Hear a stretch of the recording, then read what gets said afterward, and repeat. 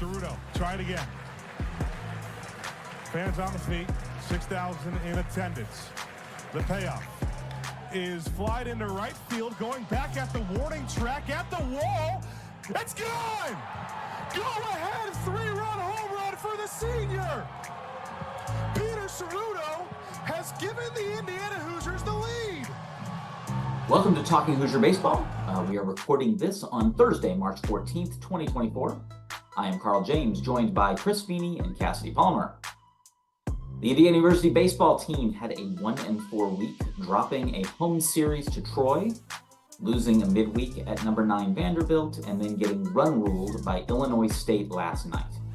In these 5 games, the Hoosier pitching gave up 59 runs. So I'm kind of going to skip through the whole detailed recap, and we're just going to kind of dig right into this. Yeah. So Chris, to paraphrase what fans have been saying on social, what is happening? Well, they certainly have been saying it a lot. If we think people aren't paying attention to this team, we were reminded last night, because lots of people, in the mentions and Twitter feed and the whole bit, and at least they're watching, right? At least they're paying attention. I'll give them that. Probably years and years and years ago, Indiana baseball could have had a stretch like this and nobody would have even known, right? Mm-hmm. So that is good. But it's been rough. We're 9-8. We're 3-4 at home. We're on a 3-game losing streak. We've been outscored 44-22, and 2 of those games were at home. We're not used to it. We're not used to this. A lot of times this part of the year, we're 8-0 at the BART, 7-0 at the BART. We're rolling at home, and it just hasn't been that way this year. I guess it was the Mastodons game, right, where we thought that was just some kind of blip, right? That it was just like something that happened one night, and hey, everybody wins, right? The 16th seed beats Purdue, right? Oh my God, or they beat Virginia, right? Oh, but then we went on that event. Was it Frisco after that? 2-run rules. We did have that nice win on Saturday. It's just been rough. It's been rough on the mound. It's been rough at the plate a lot of times, And for the hitters, if you're coming to the plate in the second inning and you're down 8-0, I'm sure your approach is just different. I've never played at this level, but I'd have to assume getting in these early holes is going to affect the offense anyway.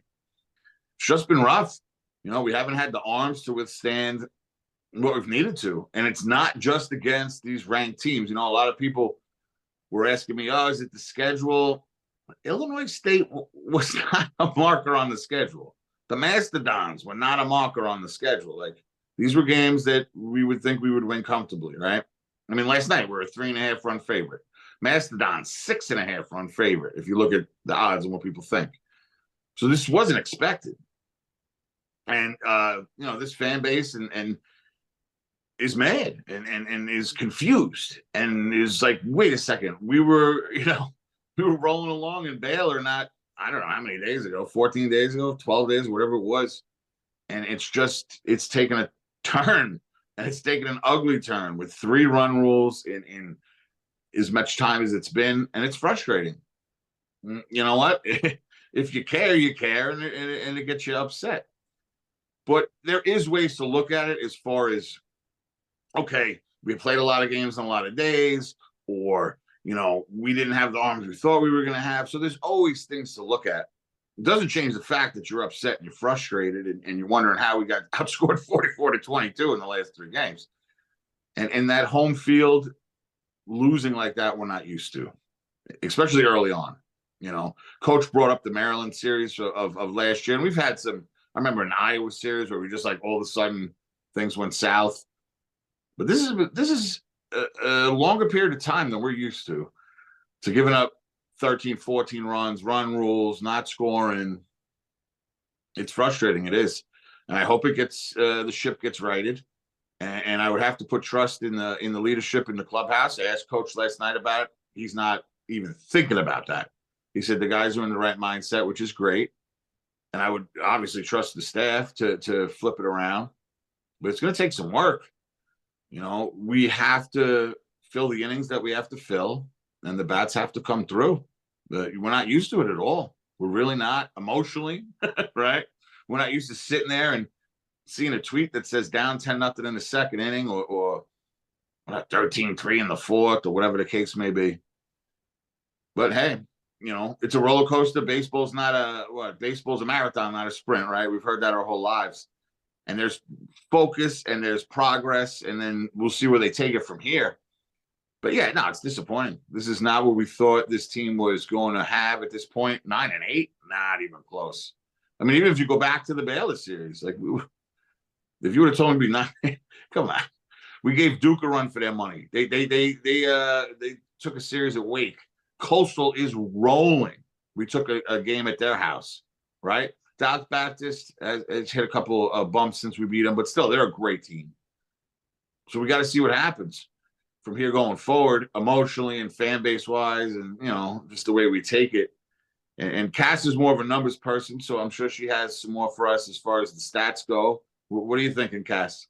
Well, thanks, Chris. The thing that stood out to me the most on the week, I guess, not just the weekend, was the free passes. At least the walks and the HBPs. I'm not gonna count errors by other people on the pitchers. That's not their fault. Those don't count in the free passes. Just those walks and HBPs. Averaging almost 9 a game during in this last week. 9 a game. And 4.5 of those are coming around to score. 50% of the walks that were given up, walks and HBPs that were given up, scored. That is far too it's one thing if you have 2 walks and one of them scores and 50%, like, yeah, sure, great. If you're giving up 15 walks and HBPs and 8 of them score, that's not okay. At all, ever. Most of them are by the long ball, honestly. Right. Most of those are from home runs. Right, Guys but there were crushed. Yeah, but there were also innings with 4 or more walks and HBPs, and it's like, yep, you get 4 of those in an inning, you're scoring. Doesn't matter what else you do. Most of them, it's walk, hit by pitch, bomb. Yeah. Like, oh. Yeah. And looking even a little closer, over a third, almost 40% of the total runs scored by the opposing teams are reaching base via walk or HBP. That is insane. Just absolutely insane. I can't come up with other words for it. That is unacceptable at this level, even at this point in the season. I get that, as Burt Granger pointed out, the goal is to peak in June. You don't want to peak in February and March. But if this team is going to peak in June, it's going to be because they've figured out these free passes. I would rather they be aggressive and give up the occasional home run without people on base than have these series of free passes. And then as soon as you're in the zone, it's over the wall. That's what I'm looking to see at this point. And it's not like it. I've talked in the past about the snowball innings where it just goes and goes and goes. And if there's one light in this tunnel that seems to never end, it's that it is snowball innings. If we can figure those out, if we can cut those down, which are largely extended because of these free passes, that's going to be the key moving forward. Is but stopping not exclusively. The Not exclusively. The snowball innings the last 2 days have not been due to free passes. They were due to hits. Right. That is true. Just a lot of them that I'm looking at, even the ones where they're getting hits, but they're also getting walked and plunked at least once or twice. Again, not always, but like the And again, Yeah, I'm there not was going to count. one. There was one HBP in that snowball against Vanderbilt, but Yeah, and then that was at least on a 1-2 pitch. So yeah, and then in the 9-run inning against Illinois State, there were 2 walks. No, 3 walks. That one went over. That one went more than 9 batters. That one had 3 walks and an error. So, and 2 home runs by the same dude. Oh, you bring that up, Cass. We had that happen twice against the Macedons. There were 2 guys multi-homer. Then there was Butcher with 3. Yep. And then last night, the guy with 2. Well, not So just it's 2 like home we're not- runs, we're 2 not in the same figuring out- inning. Oh, wow. You can't even make that up. No. So it's not just the free passes, but cut down on those free passes a bit, and that will largely minimize the snowball innings. It won't remove them completely, but yeah, but we also know they're capable of it, and because that is a difference. That's not something we saw in Myrtle. We did not see Right. a big issue with free passes. and even in Baylor, it wasn't anywhere near this level. Yeah. Like Yeah. I'm trying to remember the last time we had 15 free passes in a single game. Okay, well, I remember a lot of that in 22. Oh, There was a lot of that, but 15 is just so high. And so, yeah, that was what stood out to me, was the sheer number of free passes and the rate at which those are scoring. Yeah. Because even with Illinois State, there were only 5 free passes. 4 of those scored. Jeez. So even when the number, like 5 free passes in a midweek, I'm not gonna look too hard at. But 4 of them scoring, that's And they were crushing anything over the Yep. plate. They were crushing last night. yep. Well, Yeah. this is the most interesting thing from that. And if you would tell people, how many more hits did Illinois State have than Indiana? Chris, have off the to- top of your head. I remember at one point looking at the scoreboard, and they only had like 3 more than us, and we were down Yeah. 10. Yeah. I do remember that. I don't know the final, but I remember at one point going, It was 3 4. more hits. Was it 4 Yeah. total? I 4 remember total. when it was 3, and I was like, Yeah. what? Yeah, but there was errors in there also, and Right. Yeah. last night was rough, man. It was rough. We were getting tattooed all over the place. I was standing there on the pavilion. Paulie Milto was actually at the game with his father, and I was Mhm. speaking to them in the first inning. You know, the game's just starting. It was second inning. By the time I ran into them again after the parking lot, it was the second inning. And he keeps looking at his dad. They can still hit. They can still hit. Because he's remembering that game in the regional. Remember, it was like death by 1,000 cuts. They just kept hitting singles into the hole, singles into the hole. Yeah. And that's something he brought up. He's like, well, they weren't hitting it that far. Like, because he remembered it was all singles. But last night, that second inning, crush jobs all over the place. Yeah. Well, and then even looking at the third Troy game, I was about to say the Sunday game, but there were 2 of those. There were more combined walks than there were combined hits. And another By guy the hit team. multi-homer. Another guy. Right. That ball, the second home run that guy hit, was one of the loudest balls I've ever heard hit in that stadium. Oh. It gave me like a jolt when I was walking out towards right field when he hit it. Like you could just feel it. That ball was smoked. That thing almost hit the softball field on a few hops. I mean, the stadium on a few hops. Yeah. But so it to me, it's fairly clear where a large chunk of the issues are coming from between the free passes and the home runs. Yep. You can survive one of those 2, you're not surviving both of them.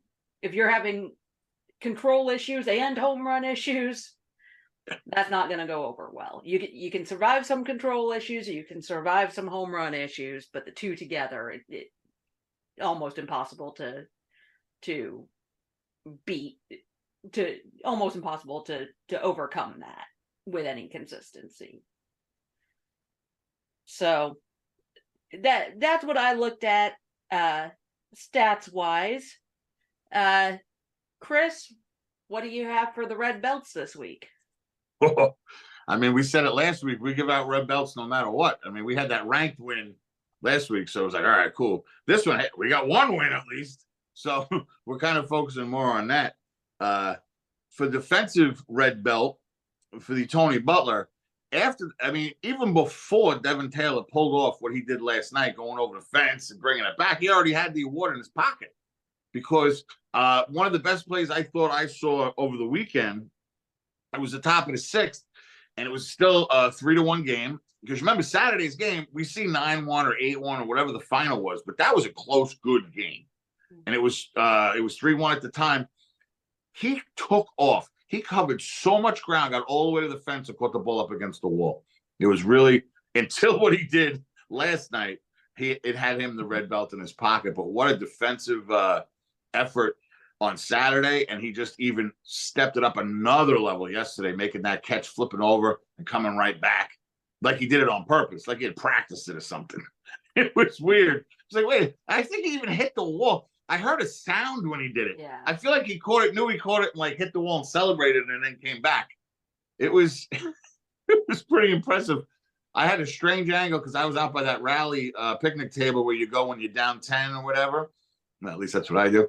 And so I had it like a weird, so it wasn't straight on, but it was cool.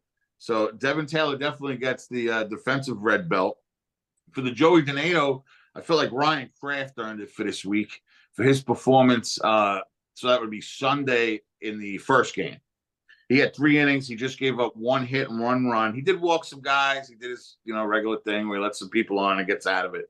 He got the save, and it was real important to hold that down because when Moffitt came in and was able to kind of get a little bit of control over the game, to have Kraft come in and just hold it down the rest of the way was big. Damn, it was the only win we had the whole time for these games. So Kraft gets the Joey Donato for the week. There was a couple guys I could have went with for the Alex Dickerson, but I went with Josh Pine. He had the 4 hits the one game. He had another hit the second game, so it was a 5-hit day, believe it or not. And he had a big part of that inning. I think it was the third. We were down 5-2 going into the inning, and by the inning was over, we were up 7-5.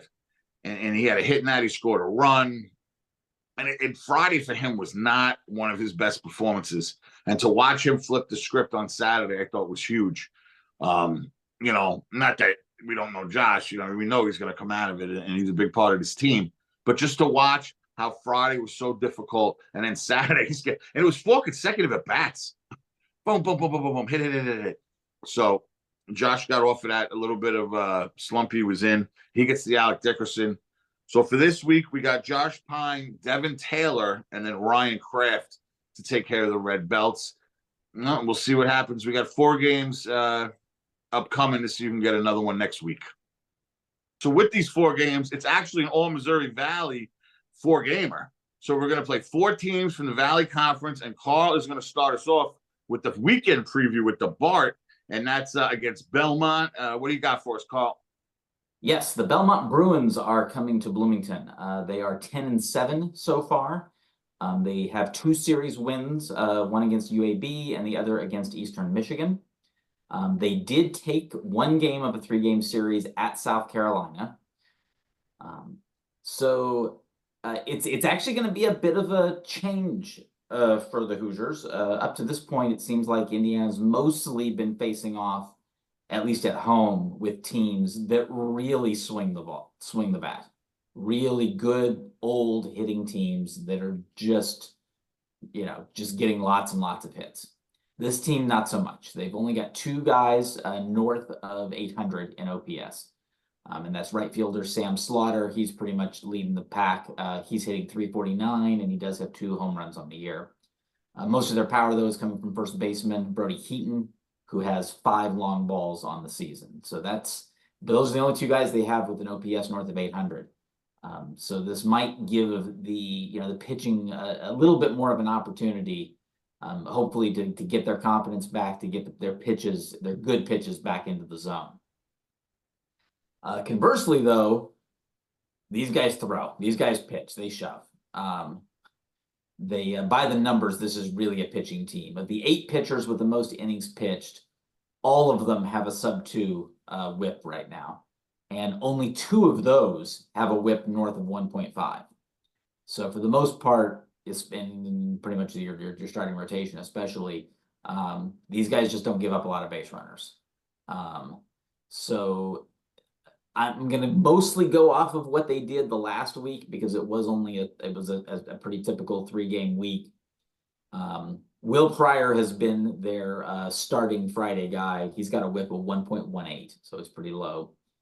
I'm not quite as sure that they're going to copy the same Saturday Sunday setup, but based on the numbers, it looks like it might make sense. And that would be Dominic Barada on Saturday. His whip is 1.43. The guy they threw last Sunday has got the best whip of all. He's 1.05. He's basically only allowing a base runner per inning.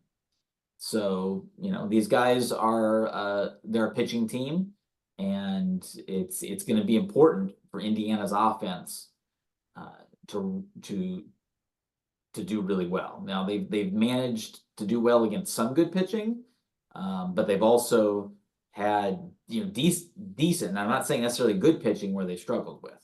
So this is going to be a challenge for the bats, and they're going to need to probably step up their game a little bit and produce some, stick to their plan and produce some really good at bats. IU is going to be countering on the mound. Jack Moffitt will be the Friday starter for IU this tomorrow night. So Jack Moffitt, who does lead the team right now, he leads the Hoosiers in whip right now, but he just hasn't seen a lot of innings. And we know they've been talking about wanting it to I think this is something you brought up, Chris, that you're like, well, why haven't we seen him more? And one way to do that is, hey, you give him a start and then see how far, how long he can go. I don't know how stretched out he is, so I don't know how long they're really thinking along those lines.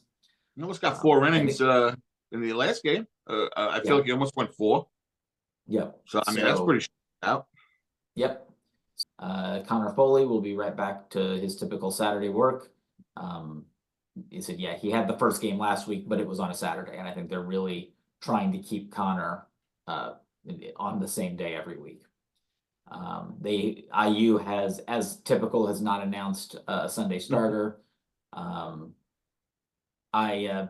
If I were to wager at this point, and unlike Chris, I don't typically do that, but I would still say Ethan Phillips is probably most likely going to be the Sunday starter. I would expect that Reisdorf is going to be considered more important to be used, probably out of the pen, depending on the needs in one of these first 2 games. I think they're going to try to kind of piece that together. Now, part of that will also depend on the availability of Tanhini. What we were told was that he should be available this weekend, but he's coming off of tightness that he felt on Sunday, and on back tightness specifically that he came up on Sunday. So we'll have a better idea, obviously, once we see him, if we see him, what Tanhini is going to be capable of. All right, well, that's what we know so far about the Belmont Bruins. The Hoosiers will hit the road on Tuesday to what they called Terradise last year, Terre Haute, Indiana. And Chris will have the preview for Indiana State. I thought Terradise was great. When they broke that out with the hashtag, that was really cool. I know maybe we're not supposed to like them or whatever. I was into it. I really was rooting for them. I was glad they played well. It was a shame they couldn't host the Supers, but that's an argument for another day. I don't really do politics too well, so I think that was a little more political than anything else. But the Indiana State Sycamores are 12-3. They are 6-3 on the road. They've only played the one home game, which they won. Their home opener last night, actually, against Illinois, 7-6. And they're 5-0 in neutral sites. Got some good wins, man. They beat UConn, South Florida. I don't know if you want to call it a good win, but I guess Louisville. They got some wins.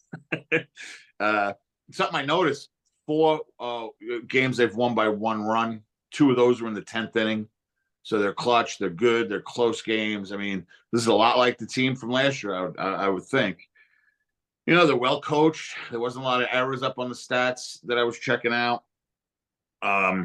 As far as power hitters for them, Mike Sears, I think we know him already. He's got some Schwarber in him. He's hitting 182 with 6 bombs and 17 RBIs and 20 Ks. So all or nothing from Mike Sears. Also Parker Stinson, another name if you've been following along for a few years that 4 home runs. He's hitting 286.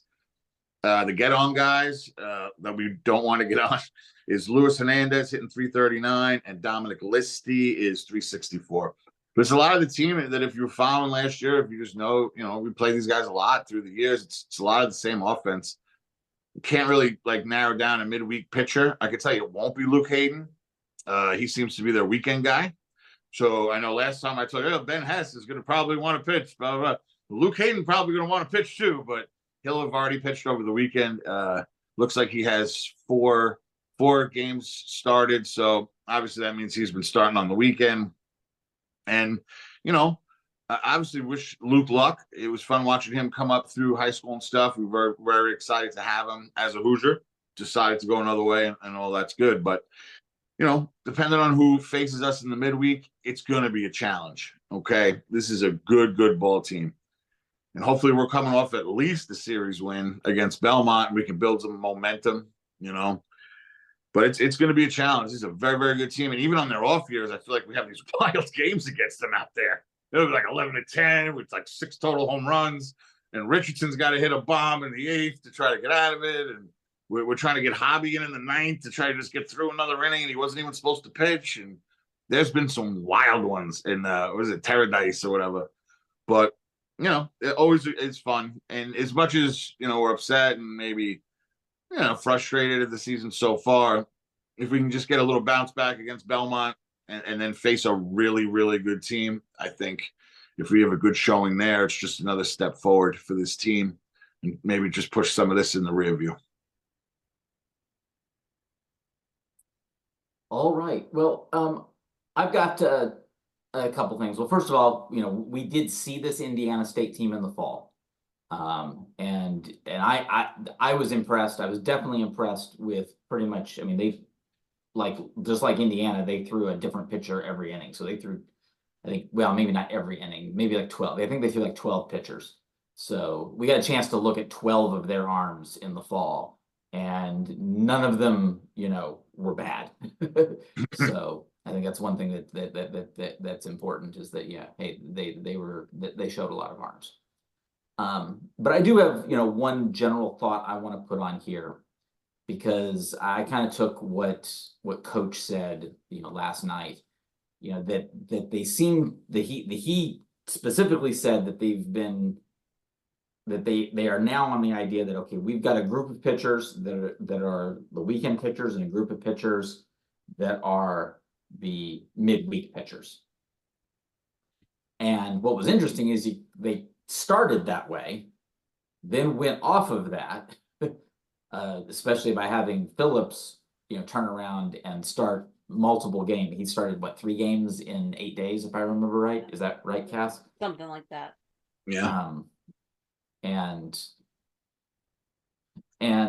it was interesting because we kept going along the idea as well. It looks like they only want to use him one time through the order. And a comment that he made later was that, well, it was really that they didn't feel that he was, that they felt they wanted to build up his strength so that he was still throwing better at that point. So I think the one time through the order wasn't that, oh, we're afraid he's going to be easily seen the second time through the order. It's just that the stuff wasn't quite as good.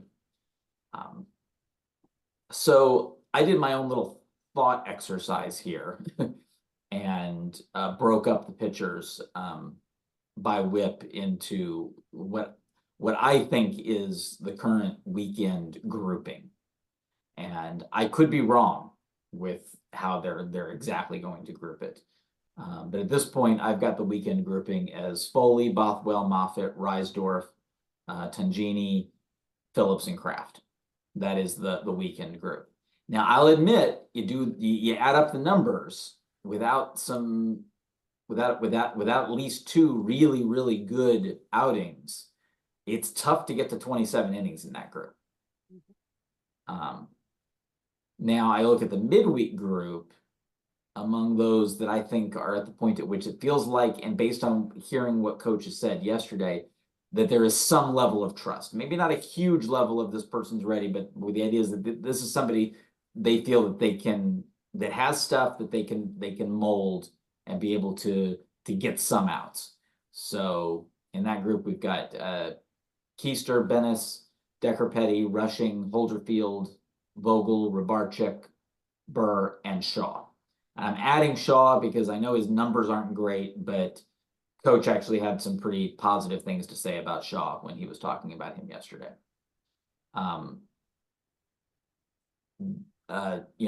While I think they like the strike throwing that has come from Manasseh and Whiteacre, they were pretty clear that it's just, these guys can throw strikes, and if you need somebody to throw strikes when you're not throwing strikes, that's one thing, but they're not missing bats. These guys are not missing bats. They're not getting strikeouts. They're occasionally, they're occasionally, this is one of those things. Hey, we've watched batting practice. We've seen guys hit the ball into the ground in batting practice. It happens. Yeah. and we know, hey, this is better. Manasseh ended his inning with a double play. Good things can happen when you got a good defense behind you. It was a gap shot and a throw to the plate. That was the double play.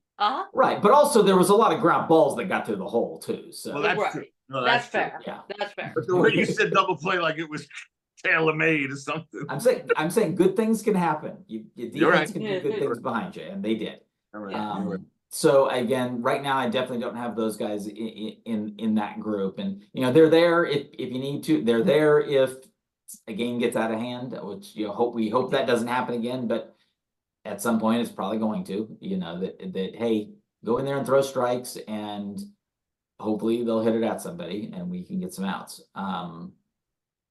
But if you look at this group with this midweek group, that's 9 guys, and if you only have one midweek, that's an inning per guy.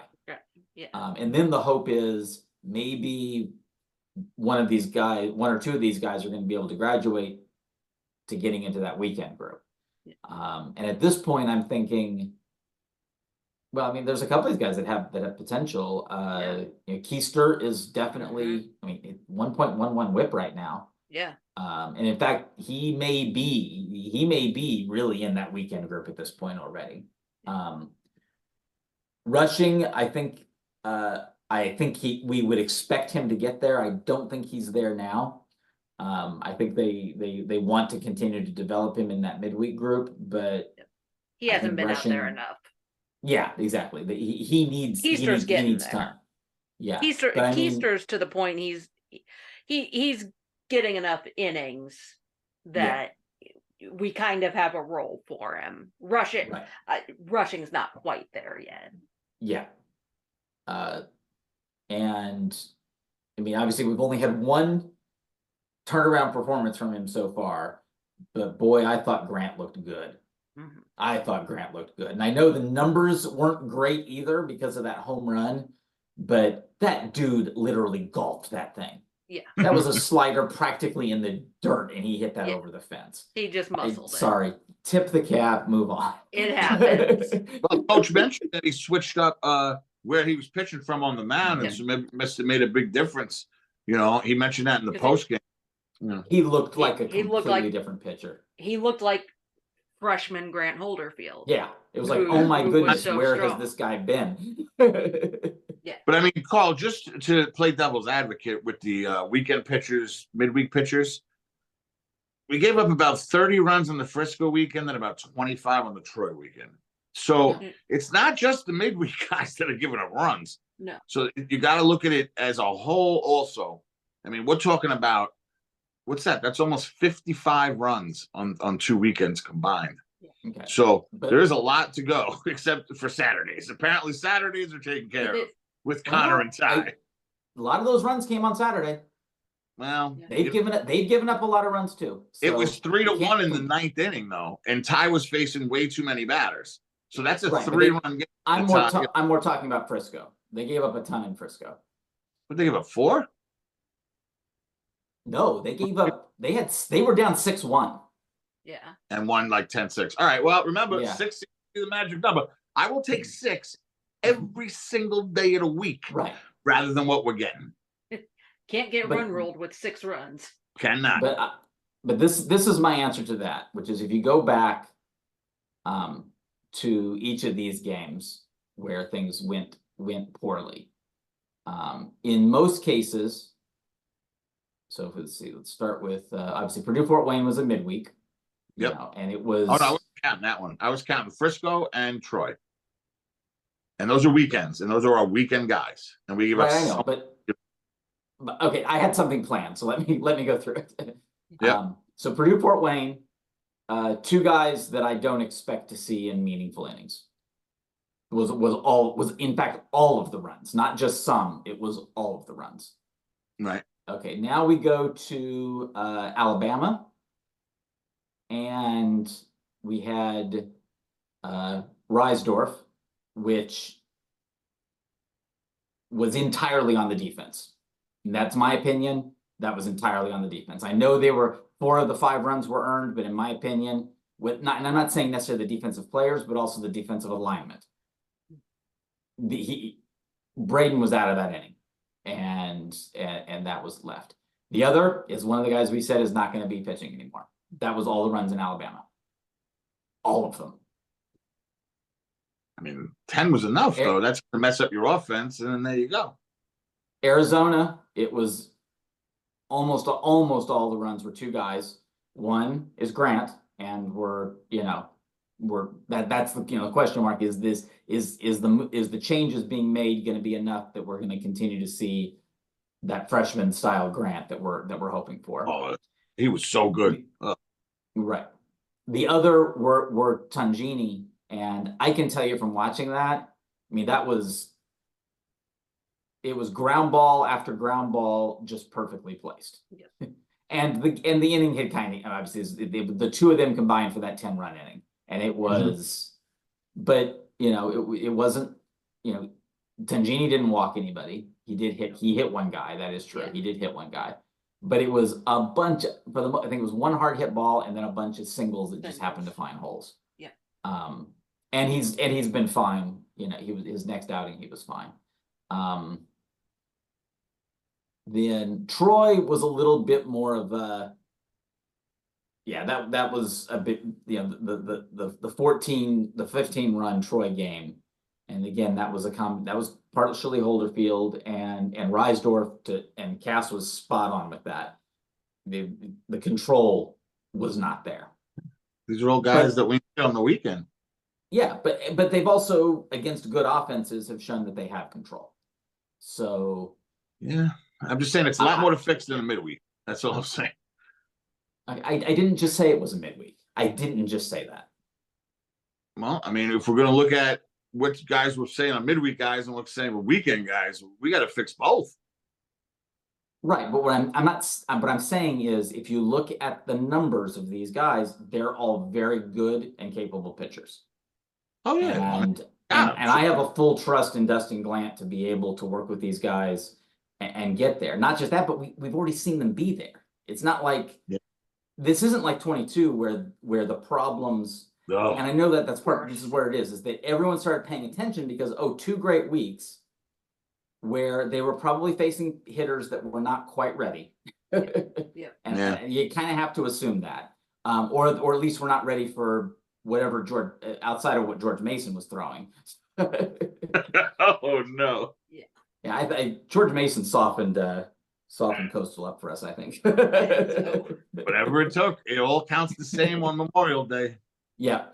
But again, as I said, we're looking at whips 1.2, 1.44, 0.96, 1.88, 1.26, 1.69, 2.18. And the 2.18 is Ryan Kraft. And it's Ryan. he's puts gonna let guys base on. runner. Yeah. He lets base runners on, but he What's his somehow makes ERA? sure they don't score. His And ERA it is doesn't make any sense to me, but I'll take it. If it works, it works. No, it does though. Kraft. I mean, we talked about it last week. Kraft is a guy. He's a trusted guy. We need him to be on. We need Reisdorf to go longer in games. We need Connor to go longer in games. Yeah. That was a big part I thought of the first game. I thought Connor, was going to have a longer outing, and he was at 92 pitches in the fourth inning. That's something we have to improve. Yeah. You got to pitch to contact. We don't have this huge choices of arms. The guys we have are main guys. They got to go deeper in games, and I hope that starts this weekend because 27 outs, right? Call it 27 outs. If you can go deeper in games, you can't be at 90 pitches in the fourth inning. It's just not going to work out. Right. And that just set it all off for the entire week, honestly. Of kind of, we talk about snowball innings. This was a snowball effect of guys not being able to go long enough. You have to use guys earlier than planned, and that kind of went all the way through to the point where you get to the midweek and this is your inning. We're not pulling you. You will be in this inning until you're out. I hate that, but I do that. That was the necessity of it, because you don't want to pull in a guy on too short rest when you still have to come back now on the weekend. So I think this was a little bit of perfect storm that just kind of cascaded throughout the week. Just a little difficult to work through when it's already a kind of beat up pitching staff as far as injuries are concerned, and then you do have those guys who, because it was Bennis with some tightness last week, Tangini with some tightness this week. When it's already a thin staff, those little aches and pains ones where it's like you're missing one outing, those start to add up too. Yeah. Well, but the point is they also, because of, for example, because of his struggles, Grant got used. If I remember right, Grant got used in that midweek last week, right? I believe so. I'm just thinking about that. I can now. tell you. Can't remember. Yeah. No. But okay. Phillips, Kraft, Bird, Tangini. Phillips, that's right. Yeah. So the point is, Phillips and Tangini both got used in it. So that was where it was like, okay, they kind of went for that midweek. Yeah. They basically said, we're gonna go win this midweek. Yeah. And that was after Bennis got scratched. So that, and then Tangini was not available in the weekend. Yeah. So again, I think some of that almost spills over to that last midweek that they won. And I think that's kind of why he made that point of, hey, we're gonna separate this group out, and if the pieces they're adding, can perform, and then I guess the real hope is that Rabarchik can get to the point at which he is throwing 4 innings. Yeah. And if they keep him on the midweek, that's half of the midweek. If Bennis can take care of a few of those, then you've got quite a bit of coverage. Now, in the near future, they're going to have to deal with another 5-game week, I guess the good news is Butler is the competition, but as we've seen, if you you can't throw the ball in the strike zone, or if you're not throwing stuff in the strike zone, you're going to get beat by anybody. We have learned that in a very sad way lately. Yeah. There's no gimmies for this team right now on the mound, and that's okay because they're going to get better, and they're going to, like you said, the schedule will work itself out where we don't have to need as many innings in such a short period of time. But there is definitely no gimmies. Belmont, Butler, and Indiana State, obviously not a gimme. But those are 7 games that we would have thought, like, if it was 6-1, we might have been upset. Remember those days? This one, we got to win both series. Hopefully just right the ship. Like you said before with the Burke Ranger tweet, with we got to do our best, ball in June. There's no reason to have to wait that long to turn this around. It can happen now. It's opportunity. It's an opportunity now against Belmont and Butler. If you take out the Indiana State game, just get right. Well, and between those two, we're starting Big Ten play. And Illinois after that, right? No, it's in between. Belmont, Illinois, Butler. Oh, okay. Yeah. And so we've got Big Ten coming up, and that's where I don't want to say that the rest of this doesn't matter. That's not the way I intend this. But that's where it matters. If we can run wild in the Big Ten, that's going to make a difference. If we can win the conference, that is helpful. It still can't lose to Butler and Belmont, but I can't even think about winning a conference right now. I'm thinking about hopefully winning some series. This is. But I'm just saying, we'll move forward. We'll get there. But right now, I can't even think about that. I'm just saying again, that 2014 year looked real rough at this point in the season, and they went 21-3 in conference play. Not saying we're going to do that. Very, very different though. We had played maybe one home game. We played. We can look at that. We can look at the actual record, but we all know this is different, and we just got to get out of it. That's all. Oh yeah. And again, if I think the biggest help in the both the short and the long term is getting some of the guys getting Rabarchek back stretched out, able to go some innings, getting a guy like Holderfield back up to his standard of pitching, getting some of those ones back and ready, and that's going to make a world of difference, especially in some of these kind of longer weeks or tougher weeks. Oh yeah. Well, thank you for listening to this edition of Talking Hoosier Baseball. For more on Indiana University baseball, hit up iubase.com. For Chris Feeney and Cassidy Palmer, I'm Carl James. See you at the bars.